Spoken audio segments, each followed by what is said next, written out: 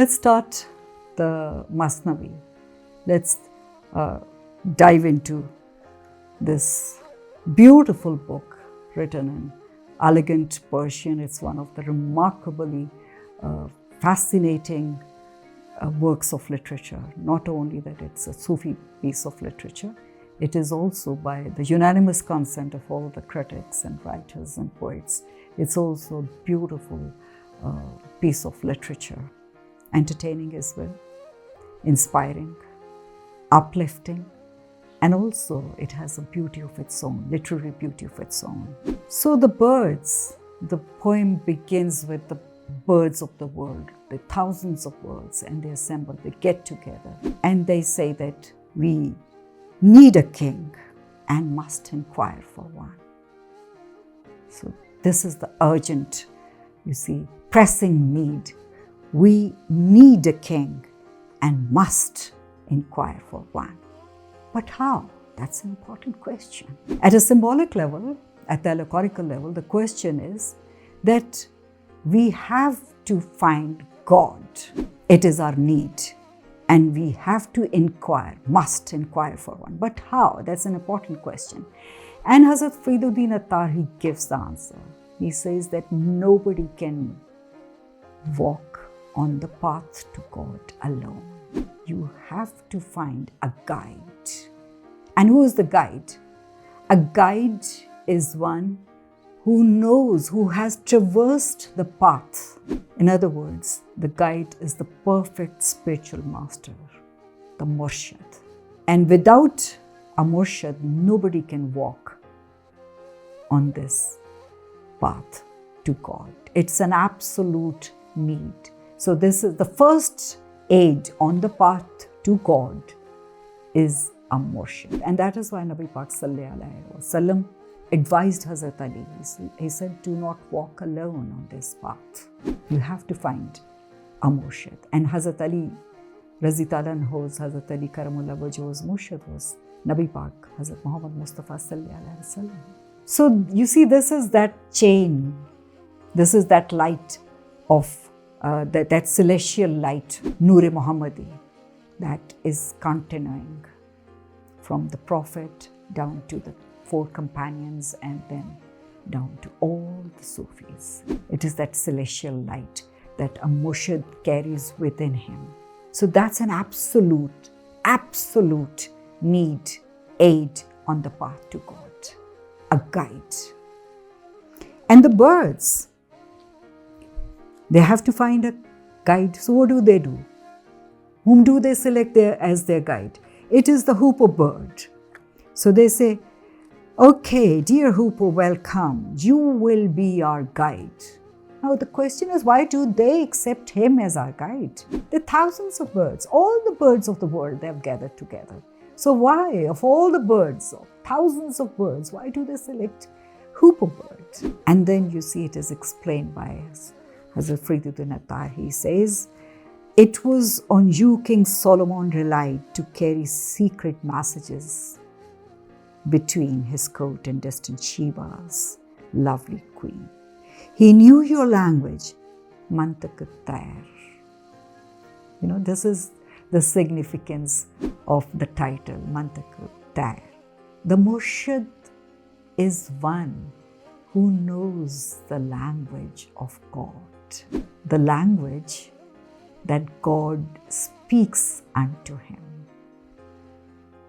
For it is to a Sufi's heart that the divine truths are revealed. He understands mysteries that no ordinary person understands. King Solomon, here Hazrat Suleiman, Razi Ta'ala Anhu. King Solomon is another, a symbol of God's friend, a prophetic figure. So hoopoe was a beneficiary of the Prophet Suleiman, and he knew the language that Hazrat Suleiman spoke. That is, a murshid is one to whom divine truths are revealed. Ilm laduni. This is not the kind of knowledge that a philosopher has. And that is why you see the Sufia Karam, the Auliya Karam, That is, the Sufis, that is why they say, throw away your books. Reason cannot make you understand the divine truths. And the hoopoe is the close confidant. That is, hoopoe was the bird to whom the divine mysteries were disclosed. You learnt the art of holding demons captive underground, and for these valiant exploits you were crowned. Now this is important. Who were the demons that were conquered and imprisoned by the hoopoe bird? This is a reference to, or this is, you see, the word demon has the symbolic connotation of the base desires, nafs, satanic insinuations that dissuade us, that deceive us, that tempt us, that lure us, that make us digress from the straightest path, tempt us to remain clinging to this material world. So these are the demons of the inner core of human heart. They reside within us. These are not some, supernatural powers.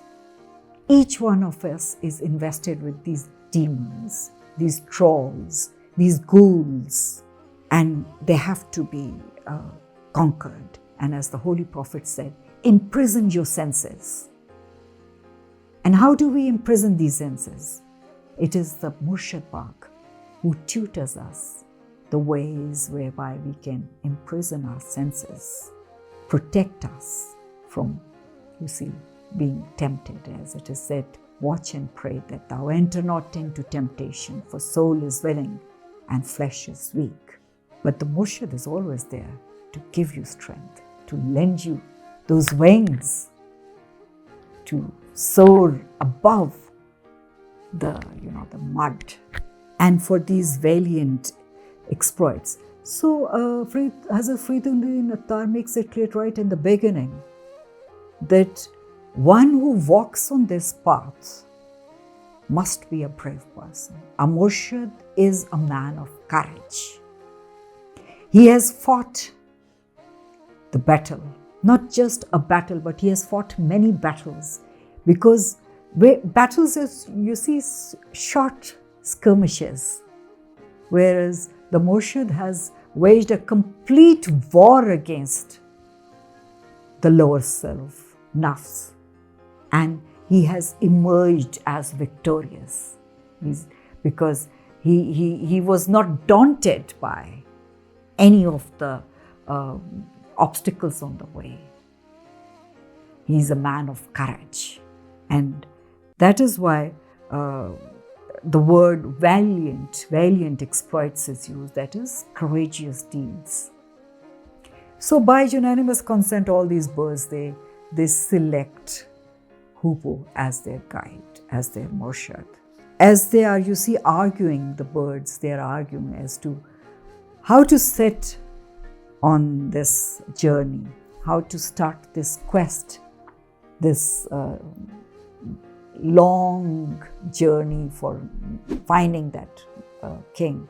Because hoopoe bird tells him that there is the king, you can find him, but he lives far away.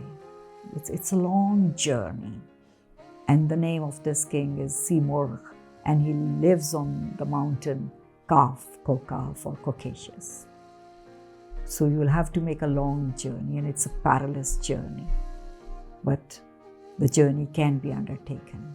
I would like to read a few lines about lines on how hoopoe is described. It's a description of hoopoe. The hoopoe fluttered forward. On his breast there shone the symbol for the spirit's way, and on his head truth's crown, a feathered spray, discerning, righteous, and intelligent. These are the qualities of a Murshid. He is discerning.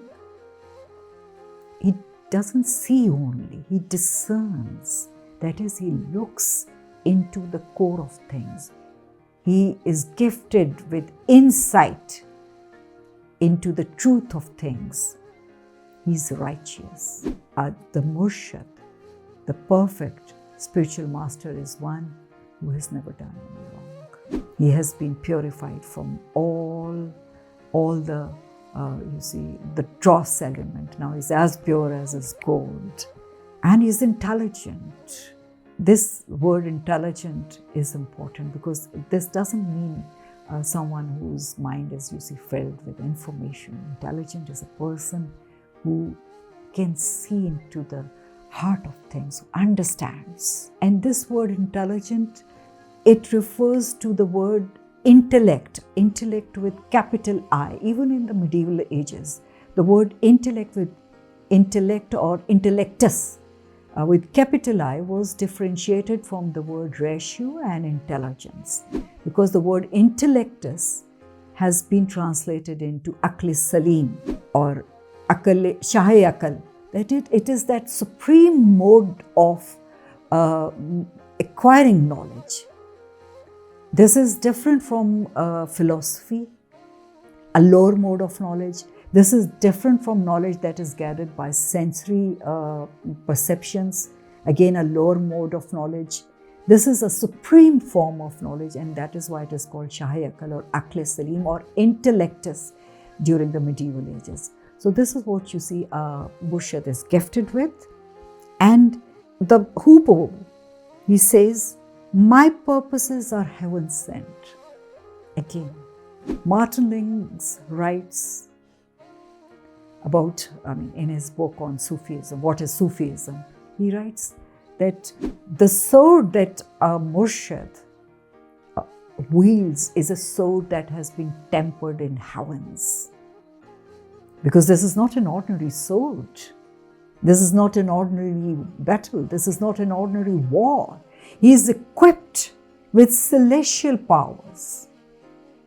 And that is why Hupo says, my purposes are heaven sent. I keep God's secrets, mundane and divine. And a Sufi is one to whose heart has been divulged the divine mysteries. In fact, the English word mysticism or mystics is derived from the word myo in Latin and then back in Greek language. It means to keep silent.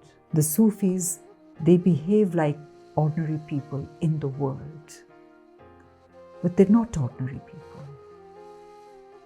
They have been revealed the secrets of God. And that is why he says that look at this holy sign, Bismillah, etched on my beak, and look at this crown on my head. It's a gift of God. It is an acknowledgement of my divine link with God, my divine connection with God. So he says that I have been bestowed the matchless wisdom of Solomon. And this wisdom, it is to be differentiated from worldly knowledge. This is not quantitative knowledge. And this journey is not about, measuring the miles on the way. It is about, something different. It is about the spirit, the soul. And then Hupo goes on to say that a prophet loved me. That is Hazrat Sulaiman. God has trusted me. What other bird has won such dignity? I know our king. So I am just the right guide for you. Now in Sufism it is said that a person who walks on this path without a murshid is like a scorpion. A scorpion is blind. It is just tail. And it is self-destructive and it is destructive. And a person who walks on this path without a guide, a murshid, is also compared to a tree that is not nurtured by a gardener. So ultimately it yields only, better fruit. And that is why a murshid has been compared to a palm tree. A tree that gives shade and fruits. So a murshid is one who has, who's walked through the valleys, who's aware of the harshness, the inclemency, the hazards of the way. And he has seen the majesty of God, and he has seen the beauty of God. He has seen the clemency of God. He has been through all the stages. He knows all the ups and downs. He knows the dangers. He knows how human beings can be tempted, how weak we are. He's well aware of human weaknesses, and therefore always protective to help weak human beings on the way, to keep them going along the path, to inspire them, to show them the beauty of the destination, to encourage them, and to protect them from the insinuations of nafs, who is always there. You see, it is one of the worst enemies of human beings, nafs. It's a principle of evil. So the diabolic, satanic insinuations are always there to make us lose our courage, to lose our hope, to slide back into our comfort zone. So this is the role of the murshid, to guide, inspire, encourage, advise, protect, admonish, and purify the heart. A murshid is the polisher of heart. He polishes the hearts. When the birds, you see, when they're told by Hoopo that the journey is long, as he says, do not imagine that the way is short. Vast seas and deserts lie before his court. Consider carefully before you start. The journey asks you of a lion's heart. The road is long, the sea is deep. So you have to have a heart of lion in order to embark on this journey. And it is very important because you see, gnosis or love of God or knowledge of God is, you see, not a toy to be given into the hands of a person, for otherwise a person would never realize the worth of this precious jewel. And that is why the Sufis, they compare gnosis, that is knowledge and love of God, to a pearl. That is, you have to dive deep into the depths of the ocean to fetch out this pearl. Only then you can appreciate and understand and value the worth of this pearl. And there's another Punjabi Sufi, Sahib, who writes that, he uses a very lowly, homely image to describe the journey to God. And he says that it is like, a slab of salt. You have to lick it to finish it.